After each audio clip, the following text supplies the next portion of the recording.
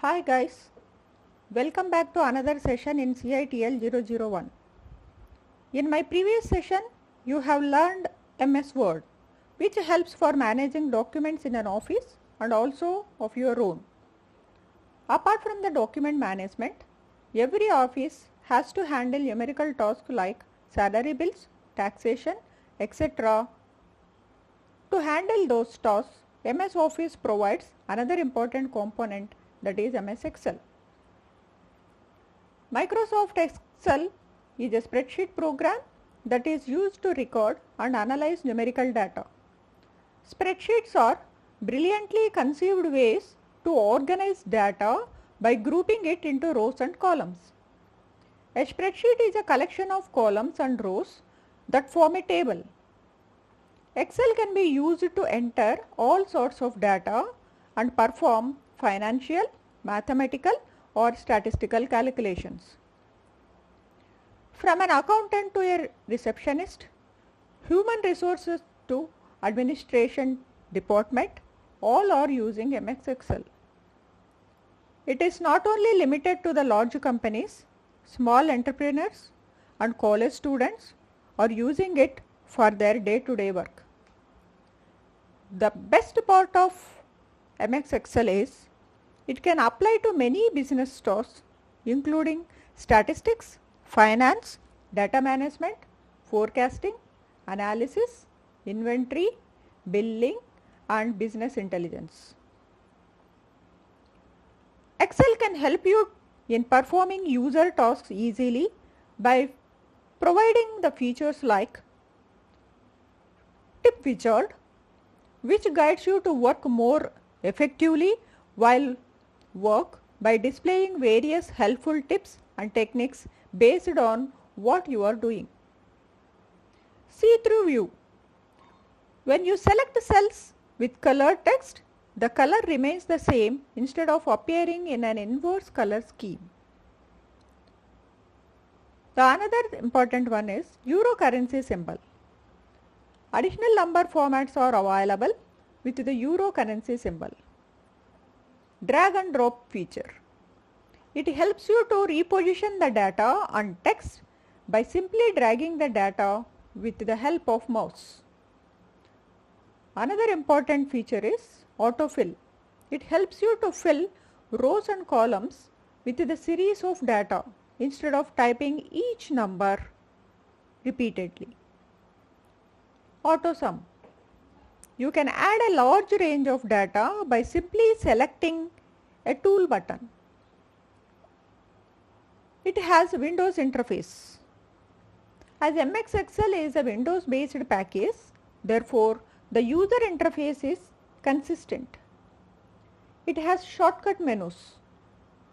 Commands appropriate to the task that you are doing appear by clicking the right mouse button. It also has the built-in spell check. You can maintain a dictionary of words usually used in your work and spell check your spreadsheet.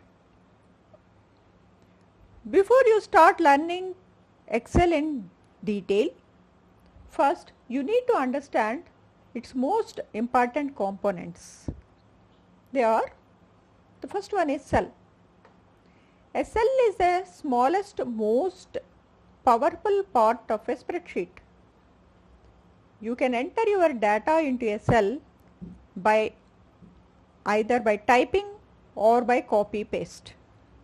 Data can be a text, a number or a date. You can also customize it by changing its size, font color, background color, borders, etc. Every cell is identified by its cell address. Cell address contains its column number and row number. The next one is the worksheet. A worksheet is made up of individual cells which can contain a value, a formula or text. It also has an invisible draw layer which holds charts, images and diagrams. Each worksheet in a workbook is accessible by clicking the tab at the bottom of the workbook window. In addition, A workbook can store chart sheets. A chart sheet displays a single chart and is accessible by clicking a tab. Workbook. The third one is the workbook.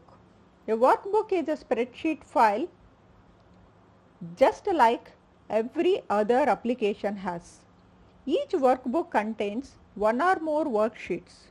You can also say that a workbook is a collection of multiple worksheets or can be a single worksheet.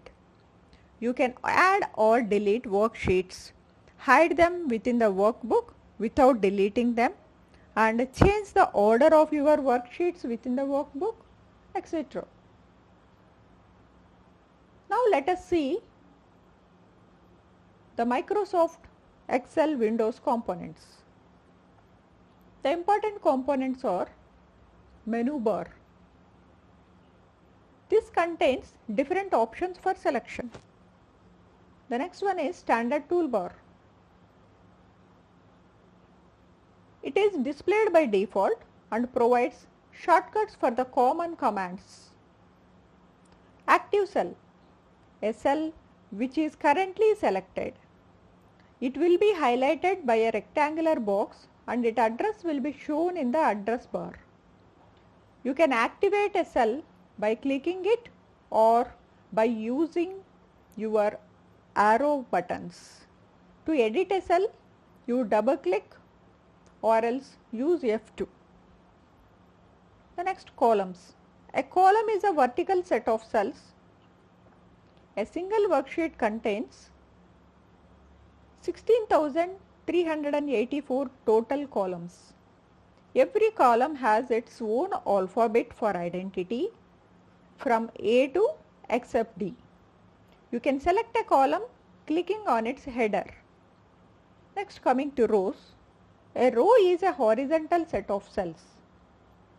A single worksheet contains 10,48,576 total rows. Every row has its own number for identity starting from 1 to 10,48,576. You can select a row by clicking on the row number marked on the left side of the window. The next one is the file handle. It is a small dot present on the lower right corner of the active cell. It helps you to fill numerical values, text series, insert ranges, insert series numbers, etc. Address bar. It shows the address of the active cell. If you have selected more than one cell, then it will show the address of the first cell in the cell range. Formula bar. The formula bar is an input bar below the ribbon. It shows the content of the active cell and you can also use it to enter a formula in a cell. Title bar. The title bar will show the name of your workbook, followed by the application name, that is Microsoft Excel. Worksheet tab. As I said already, there will be a tab at the bottom of your workbook which shows the worksheets. By default, you will see 3 worksheets in your new workbook with the name of sheet 1, sheet 2, sheet 3 respectively. The next one is the status bar. It is a thin bar at the bottom of Excel window. It will give you an instant help once you start working with Excel. Now let us start to learn how to work with Excel. To work with Excel, first all you need to do is open it. As you already know how to open MS Word, same way you can also open Excel. Now let me explain how to create, open and find a workbook. To create a workbook, select the new from the file menu, then a workbook is opened by the default name book 1.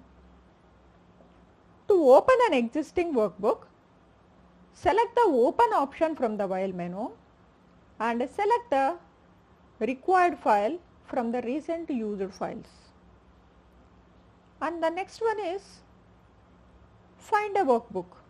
To find a workbook, choose the same open option from the file menu and select find file option and give the name of the file. A workbook contains number of worksheets. You can insert a worksheet by choosing worksheet option from the insert menu. You can delete a worksheet by selecting delete sheet from the edit menu. Once you are comfortable with inserting, deleting and moving a worksheet, let us now move on to learning how to select a cell and how to select the range of cells and how to insert the data into the cells and so on. A cell or range of cells in a worksheet can be selected either by using a mouse or keyboard. You can type in the text after selecting the cell where you want to enter the text.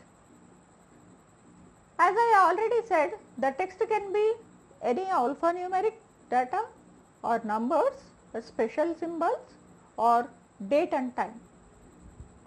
As you know, Excel has auto fill feature. You can enter the data in series also. You can fill a range of cells either with the same value or with the series of values. This can be done by using the autofill handle. Drag this handle till the last cell to create a range of cells which are to be filled in with the values.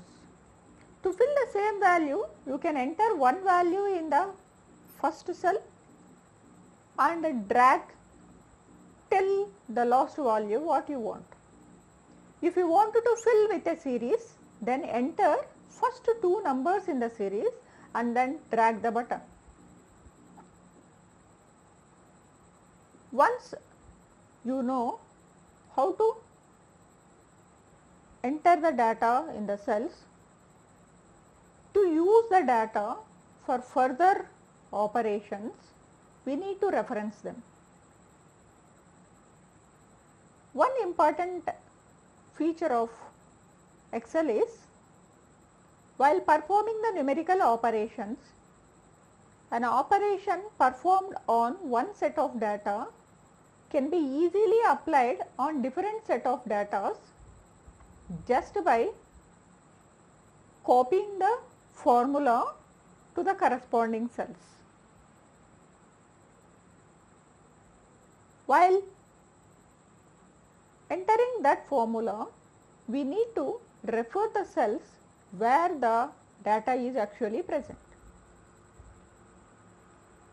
As I said, a worksheet has 16,384 rows and 10,48,576 columns. But the older versions has 16,384 rows and 256 columns only. The columns are labelled with alphabets from A and the rows are labelled with numbers. These are referenced by its row number and the column name as A1, A2, A3, etc. While referencing these cells, there are three types of references. They are relative reference, where it refers to the cell relative to the given position, like A1, B2, C6, etc. The second one is the absolute referencing. This refers to the specific cell irrespective of the position of the formula. The dollar sign is used to denote an absolute referencing, like $A, $1, $B, $6, etc. The mixed referencing. It is a combination of both relative and mixed referencing. It has one absolute coordinate and one relative coordinate, like $D1 and $D6, etc.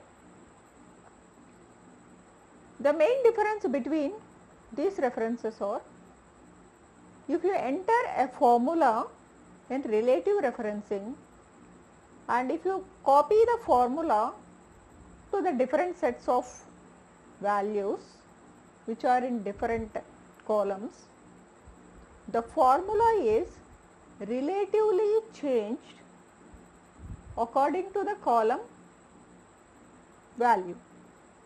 Whereas in the absolute referencing, when you copy the formula to the corresponding values which are present in different column, the formula is not going to change the column addresses, that is the cell address. This is the major difference between the relative referencing and absolute referencing. Once the data is entered in a worksheet, you can navigate throughout the worksheet by using the mouse, or else you can use a keyboard with an arrow keys. You have an option search and replace, where you can find the data which you want to search for and then replace that particular data with the new one. This is possible by choosing the edit menu and the find option, and then choose the replace button to replace the selected data with a new one. The data which is present in a worksheet can be rearranged. That is, either you can move the data and copy the cell's contents. For moving the data, you have two methods. One is the drag and drop method, another one is the cut and paste method. In drag and drop method, select the range of cells which are to be moved and point the border of the range. The mouse pointer will change its shape to an arrow.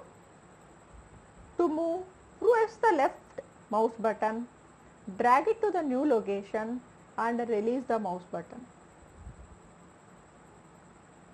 Or else you can just use the edit menu and choose cut option, and then choose the edit menu and say copy.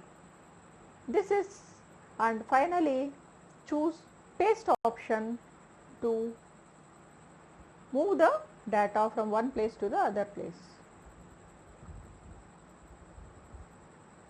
Another important thing you should know is, just like inserting a worksheet in a workbook wherever you want, you can insert or delete the rows and columns also.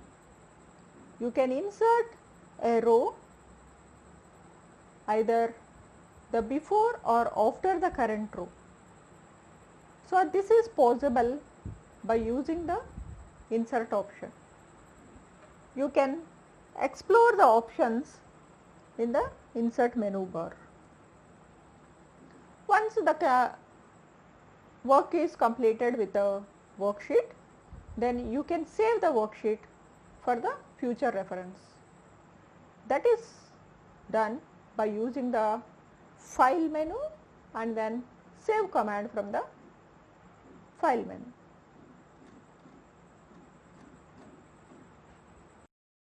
Once the data is entered into a worksheet, you can take a printout of that.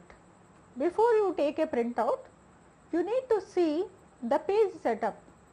The page setup is just similar to the page setup which is present in Word. So you can select the page setup from the file menu and you will be getting the options like the page orientation